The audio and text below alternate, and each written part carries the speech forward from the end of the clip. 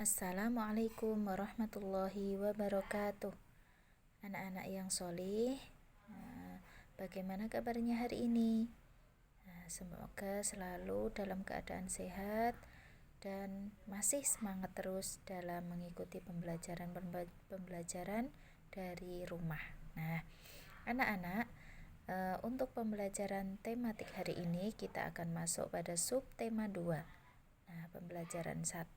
Nah, pada subtema 2 ini kita akan membahas tentang merawat hewan di sekitarku. Hewan apa ya yang akan kita bahas pada subtema 2, yaitu hewan ayam dan kelinci. Nah, anak-anak tentunya sudah sangat paham ya seperti apa ayam itu dan seperti apa kelinci itu. Bagaimana cara merawatnya dan makanan apa yang seharusnya diberikan kepada ayam dan kelinci ini. Nah, anak-anak bisa menyimaknya pada halaman 43.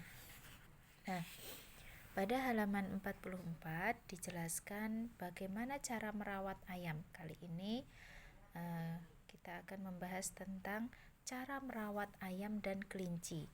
Nah, tentunya kalau anak-anak mempunyai hewan juga harus dirawat dengan baik-baik supaya mereka tetap menjadi sehat ya. Nah, jadi yang pertama yaitu memberinya makan, minum. Nah, kemudian selanjutnya juga membersihkan kandangnya. Jadi kandangnya juga harus selalu bersih supaya ayam-ayamnya juga selalu sehat. Nah, seperti itu ya cara merawat hewan. Ya, cara merawat ayam dan kelinci. Nah, terus selanjutnya anak-anak juga bisa menyimak di buku PPT pada halaman 22. Di sini buku PPT-nya 2F ya. Nah, di sini dijelaskan tentang ayam. Ayam merupakan hewan berkaki 2. Nah, kaki ayam itu ada 2. Ayam berkembang biak dengan cara bertelur. Nah, kemarin sudah Ustazah jelaskan ya apa itu berkembang biak pada Zoom ya. Berkembang biak adalah bertambah menjadi banyak. Nah, dari satu ayam menjadi beberapa ayam, mempunyai anak. Nah, itu namanya berkembang biak. Nah, kalau ayam ini berkembang biaknya dengan cara bertelur. Nah, ayam memiliki cakar pada kakinya ya, cakarnya itu ya. Cakar itu digunakan untuk mencari makan. Jadi biasanya untuk menggali atau mencari makanan. Nah, misalnya di tempat-tempat becek itu mereka menggali atau mencari makanannya memakai cakar itu dengan cara mengais-ngais tanah. Makanan ayam adalah biji-bijian dan hewan-hewan kecil. Nah, biji-bijian misalnya seperti apa anak-anak? Seperti beras, jagung. Nah, biji-bijian itu ya. Terus bisa juga kacang-kacangan itu juga mau. Nah, dan hewan-hewan kecil kayak apa anak-anak? Kayak misalnya cacing itu mereka juga mau ayam tuh. Telur dan daging ayam mengandung banyak protein. Nah, telur dan daging ayam itu mengandung protein yang itu baik untuk tubuh kita. Protein sangat berguna bagi tubuh manusia. Daging dan telur ayam bisa dijadikan berbagai makanan yang lezat. Nah, kalau telur, dagingnya bisa kita sering ya, mungkin ibu anak-anak sering memasak daging ayam ya, atau biasa yang kadang pada beli itu ayam Kentucky. Nah, itu kan juga dari ayam yang bisa dimanfaatkan dari dagingnya ya, dari ayam itu ya bisa dimasak seperti Kentucky itu. Nah, seperti itu ya. Itu tentang ayam. Nah, anak-anak sudah paham ya. Terus di sini kemudian di halaman 45 ya, ini tentang gerakan-gerakan kepala ayam ketika makan ya. Ayam itu ketika makan mematok-matok seperti itu. Nah, gerakan kaki ayam yang dihentakkan. Nah, itu ya, itu adalah nanti anak-anak bisa membacanya sendiri. Nah, ini juga penjelasan tentang ayam. Nah, selain itu ayam itu Nah, ayam juga memakan biji-bijian. Ayam berkembang biak dengan cara bertelur ya tadi ya. Telur-telur dierami induk ayam selama 21 hari. Dierami itu biasanya telur-telur itu kemudian dirami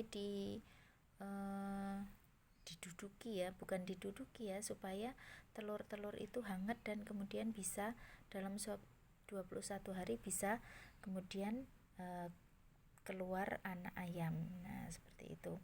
Nah, anak-anak bisa melihatnya ya kalau tidak ada ayam di rumah bisa misalnya mencari cara ayam mengerami telur-telurnya. Nah, nanti bisa dilihat di YouTube ya. Nah, ayam ini mengerami telurnya selama berapa anak-anak? 21 hari. Nah, kemudian telur itu setelah 21 hari menetas. Nah, dari dalam telur itu kemudian keluar ayam-ayam kecil, nah atau anak ayam. Nah, terus kemudian telur dan daging ayam itu mengandung apa tadi? Protein. Nah, di sini anak-anak sudah sangat paham ya tentang ini ya. 1 kilogram seperti apa timbangannya. Terus kemudian di pembelajaran 2 ini kita akan membahas tentang apa anak-anak?